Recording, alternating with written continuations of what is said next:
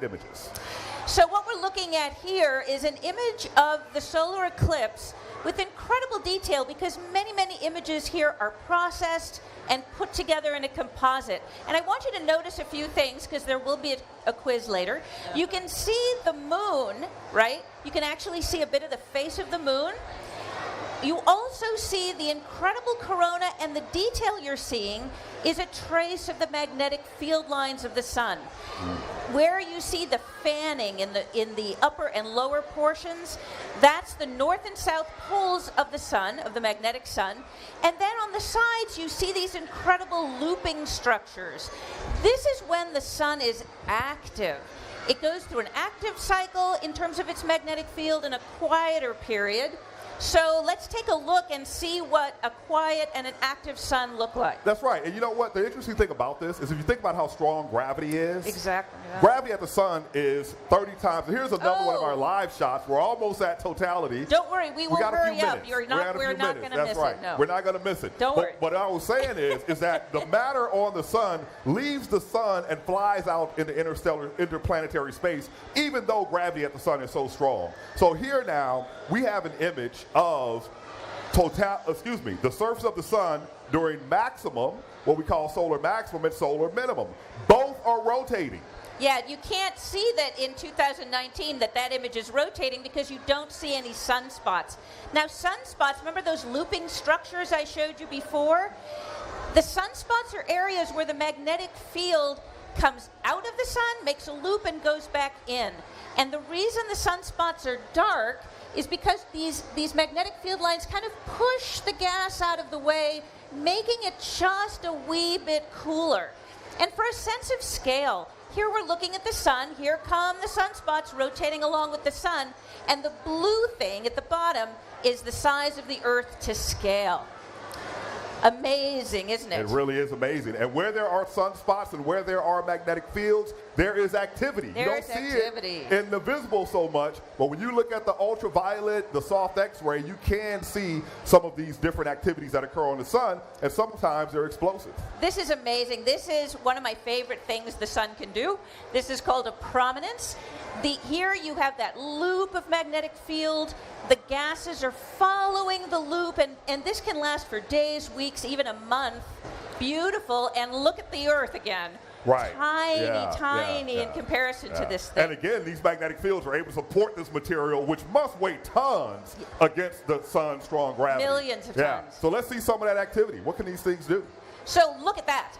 Wow. So what we just saw here is one of those loops busting apart and sending out gas into space. It's a prominence ejection. This other thing here, if you notice this much more massive explosion, this is called a coronal mass ejection. That's right. And what happens when they hit Earth, if they hit Earth? Well, it can disrupt the electrical systems, because you have this magnetic field, the magnetic materials then interrupting the Earth's electromagnetic systems, and you can disrupt electrical, radio. More routinely when you take trips like you just did to Iceland.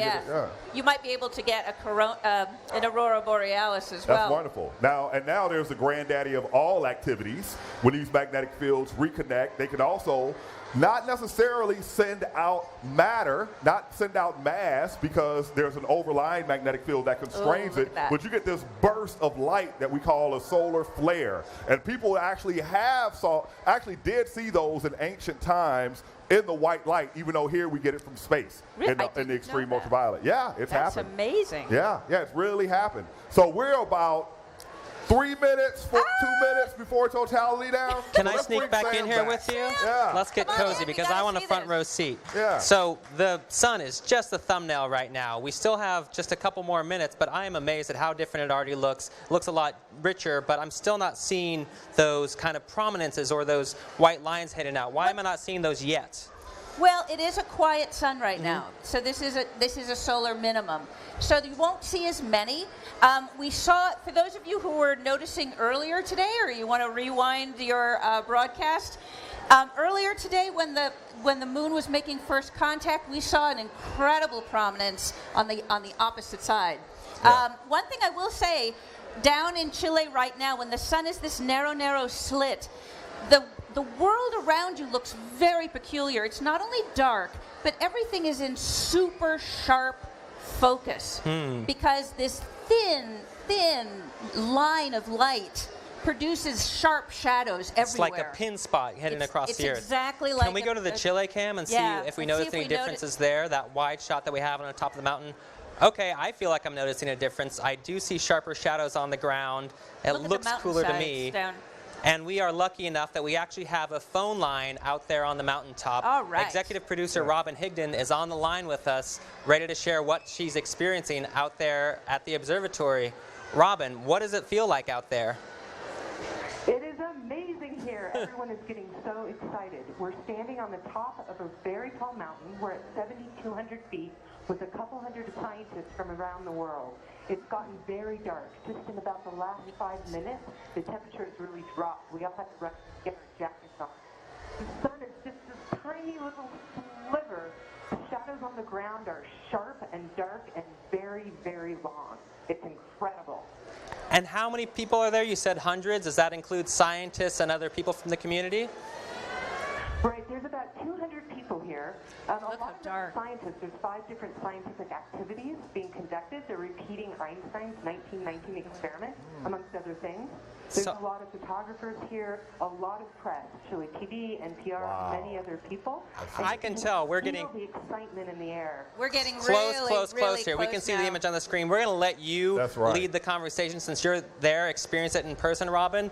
But already the image of the wide shot, we can tell how dark it is, how red it is. It looks like sunset, but you still have some time. And I don't know if we have a countdown, but I feel like I can see that moon almost totally eclipsing the sun. And at that very close, there's just that tiny sliver left. We are seeing sunset all the way around the edges here. We're getting a 360-degree sort of orange glow on the horizon. People are starting to yell and chirp here.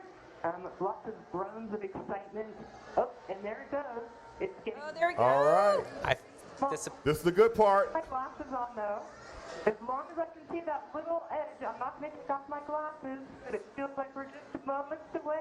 It's totally dark here now. Wow. It's completely dark. All right. We've lost image. There it is. There we are. Beautiful pink Bailey's beads at the top of the moon. The corona is starting to reach out in 2 different directions, on the top and on the bottom. 2 very even, smooth streamers coming out. I can see a little bit of the detail in the streamers now. It's a beautiful, even coronal glow all the way around the edges. I can now see one of the planets. I don't think you can see it in our telescope image, but I'm seeing planets and stars starting to emerge. And again, the whole horizon is glowing orange and yellow. The streamers are reaching out. It's gotten very still here. Actually, people have stopped yelling and screaming, and I feel like you could hear a tinge. There we go. There's a prominence. We have a nice close-up view of that prominence in the side of the sun there. It must be incredible seeing it from the ground. If you can see it. Beautiful. Yeah. That's big. That's a big one. So this is close to what we saw on the models. They took the filter off the telescope so we can get that kind of white light, what our eyes can see without any glasses. And that's the one we saw earlier when the moon was making first contact, and we were saying, oh my gosh, we won't see that again until totality, and here it is. Robin, can you tell us how this is different from... I've seen several eclipses. This one is very dark. It's very, very dark here. The sky is a deep, deep dark blue, and right where the moon is the darkest black I've ever seen. That's because of the altitude. That's the altitude. Hakeem, what was that? No, that's because of the altitude. At 7,200 feet, you don't have the rest of the atmosphere shining light on you, right? The molecules in the atmosphere. So it's almost like you're in space. You are now closest I feel like I'm in space. It is absolutely gorgeous on the monitor. I can't imagine what it's like you being can there see in the person. prominence at the I bottom. feel like we're seeing a little bit more light coming around. See the prominence at the bottom? Yeah, We yeah. are It's a lot of red glow. 5 o'clock. Now I'm seeing some bright pink emerging. I am actually there. Oh. The diamond ring. Here it comes. Absolutely beautiful. I have to put my glasses on, unfortunately, because Please do. a beautiful diamond ring. That was beautiful. Bright white light. Wow. Oh, look at And we are getting a beautiful shot, wide shot of the Look how dark it observatory got. up there. It looks like it's past sunset there, but in just a few And there's that moments, planet. the light's going to come back that on it? the Earth. Yeah, yeah. So I that- think, or is that a light? Right, I can't tell. It's already lightening up here. Yeah, we can see that. It's what I'm amazed by is you really get a sense of how quickly the moon appears to move. It does move, and also appears to move based on the rotation of the Earth. That just flew by. You could have fooled me that was much faster than 2 minutes, but that was about 2 minutes and 40 seconds, wasn't Wow. Yep. It was incredible. I can literally see that crescent now growing. Like, just it's getting bigger and bigger and bigger with every second. The moon is truly moving fast. it? Well, I am envious of where you are, Robin. Thanks so much for bringing the telescopes and the crew out there Thank to you. bringing us up live from Chile. We'll talk to you when you get back and hope you travel safely. And the audience here is also going wild. So I gotta say, we've all seen total solar eclipses in person. You've seen more than I have, but even from the one I've seen, this one was markedly different.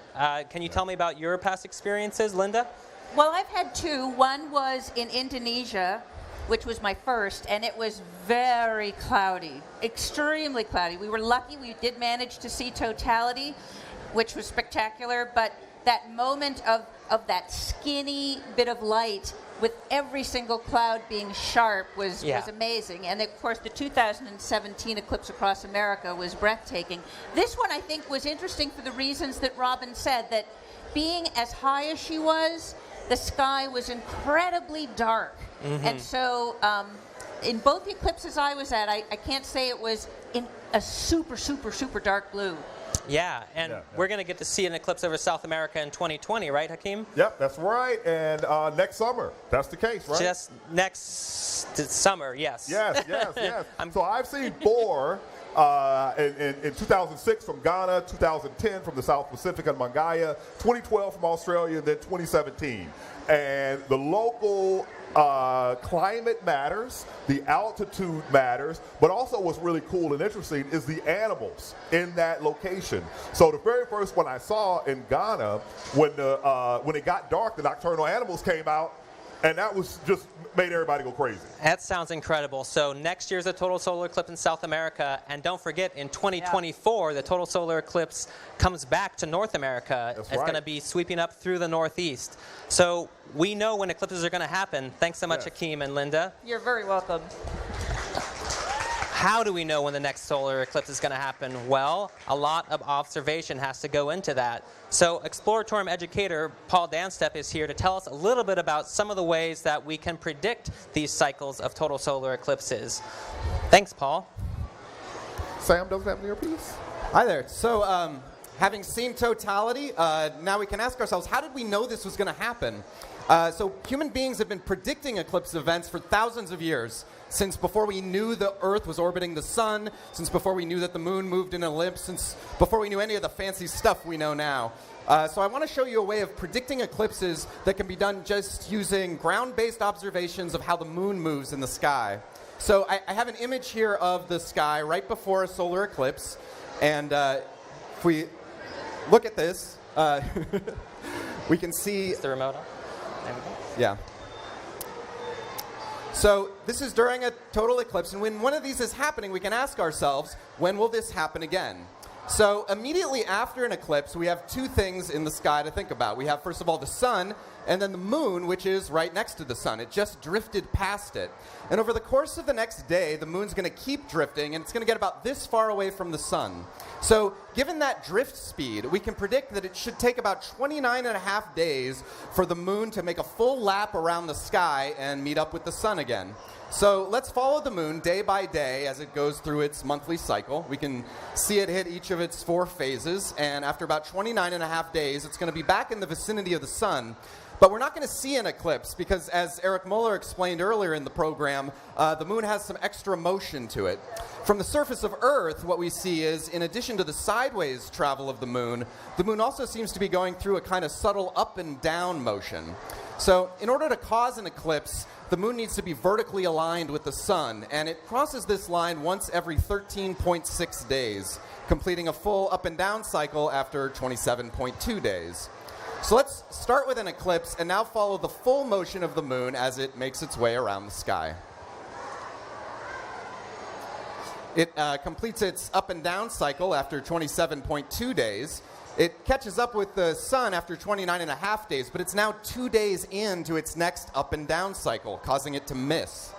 If we follow it for another lap around the sky, we see that things get even worse. It completes its second up and down cycle after 54.4 days, but doesn't reach the sun till another 5 days after that, missing by an even wider margin. So if we keep our attention on the sun, we'll see the moon fly by every 29.5 days, and there's some near misses, but a total eclipse won't happen again until the up and down cycle matches up with the around the sky cycle. They do eventually come back into sync after 6,585.3 days, or 18 years, 11 days, and 8 hours. If we look down on the Earth during an eclipse, like this one, which happened in America in 2017, we see the shadow of the moon cut across the Earth's surface. And anyone standing in the path of that shadow will witness an eclipse and will be able to predict that there should be another one in 18 years, 11 days, and 8 hours. So let's fast forward 18 years and 11 days. Now, this next eclipse won't start for another 8 hours, and during that time, the Earth continues to rotate. So when the moon's shadow does cut across the Earth's surface, it's going to do so in a different location, this time cutting across China and heading out into the South Pacific. 18 years after that, a nearly identical eclipse will cross North Africa into Southeast Asia. So this repeating family of eclipses is known as a Saros cycle. So these are all eclipses from Saros number 145. Every eclipse belongs to some Saros, and there are currently 40 active Saros cycles, each spitting out eclipses on a repeating 18-year schedule. So if you look at a map of eclipse paths, like this one showing all of the eclipse paths from 2001 to 2025, you can often spot pairs of eclipses that belong to the same Saros. For example, these two paths look really similar, and they're about a third of the way around the Earth from each other. And if we look at their dates, we can see that this one happened in 2003, and this one will happen 18 years later in 2021. This is a pair of sequential eclipses from Saros number 152.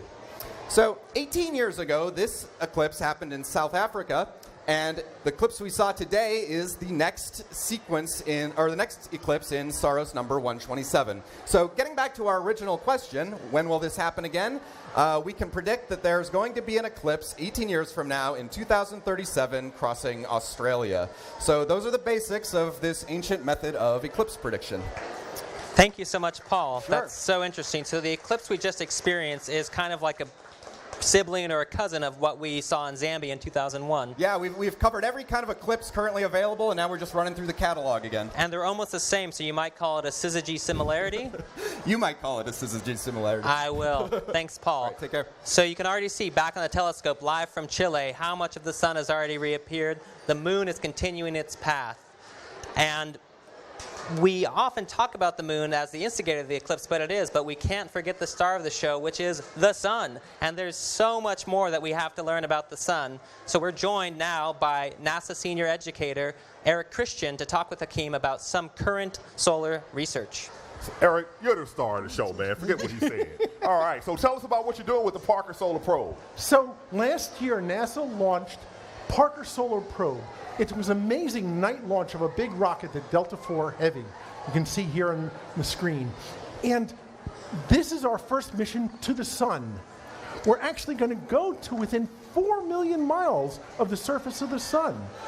Go to where the action is for the first time. Wow. And measure some important things about the sun that we've been wondering about for 50 years since NASA started.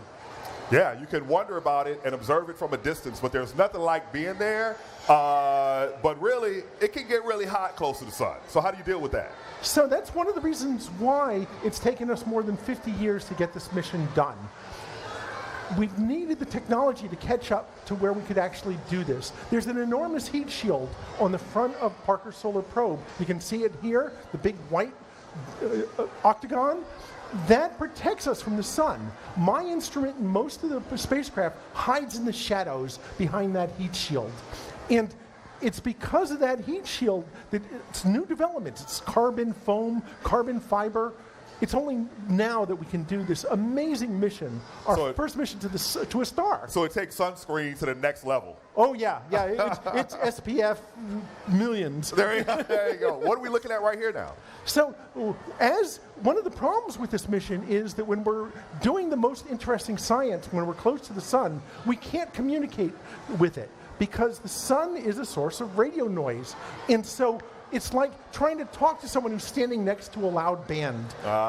Signal-to-noise ratio. Right, exactly. So even when it's close, Parker Solar Probe sends out a single tone, a single note that lets us know it's okay.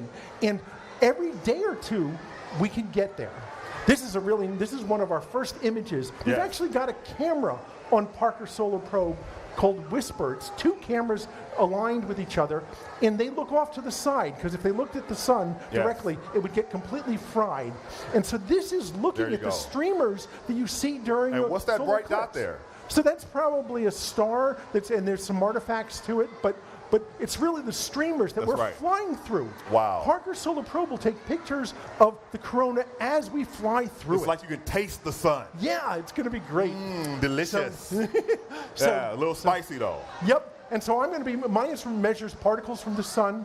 We've got another one that measures the solar wind. We've got instruments that measure the electric and magnetic fields. All right. This is really exciting. We're starting to get data. We launched last year. Wonderful. We're starting to get data. We still don't understand the data. We're working on our first scientific papers, but this is going to be For over next the next year's 6 years. eclipse, you can give us an update. Last time we did this, you hadn't flown yet. Now you're up there. So let's see what the sun looks like right now. What is going on there? So Thanks, Eric. Thank you, Eric. Thank you, Hakeem. We are getting closer to the end of our broadcast, but I want to say there's still lots of exciting science being done. We talked a lot about what we saw, the prominences coming out of the edges of the sun that we could see sometimes during eclipses, and we heard that those are caused by magnetic fields. But the sun isn't the only celestial body with magnetic field. Here to talk with me more, we have Troy Klein, also with NASA, he'll give you his official title, who's been working on some missions that help us explore the Earth's magnetic fields. Hi, Troy. Oh, it's a pleasure to be here with everybody. Actually, I'm Troy Klein. I come from Goddard Space Flight Center, and the job I do there, I have two jobs. One is the director of the STEM Innovation Lab, which is a wonderful space where we create maker activities, much like they do here at the Tinker Space here at Exploratorium. But my other job that I had before that was working with a magnetospheric multi-scale mission, the MMS mission, and that's a very interesting mission, which is why I'm here today. Great. I think we have a video. We'll get that going now to kind of see what involved. And so this launched in 2015, yeah? That's correct. And what people tend to forget is the sun and the earth are both gigantic magnets. And as a result, they have enormous magnetic fields that often collide and interact with each other.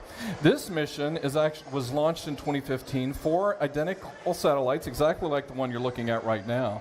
And they were launched on top of an Atlas V rocket. They're currently in orbit around the Earth, flying in a tetrahedral pattern that we'll see in just a little bit. Now, what they're looking for is where the magnetic field lines, often of the sun and or the Earth, come together and collide, and often the Earth's own magnetic fields, because of all the activity in space, collide and produce that enormous invisible explosion that you see right there. So in this animation, those lines are highlighted red and blue, but it's not actually visible to our eyes. That's correct, which is why there are 25 different instruments aboard each one of those satellites. And here is another example of the magnetic explosion. Now, when that happens, enormous amounts of energy are released into the north and south poles, which create the aurora borealis and australis. And here you see the formation pattern. Now, one of the really interesting things is we have 4 satellites because we want to capture that data in 3 dimensions. And in order to do that, you have to have 4 points of view. So if you had a soda can in the front of your table in front of you and you wanted to capture the top, the bottom, the sides, and the and all of it, you would have to have 4 different points of view to capture it in 3D. That's what MMS has done successfully multiple times, and this mission is actually changing the way we understand magnetism.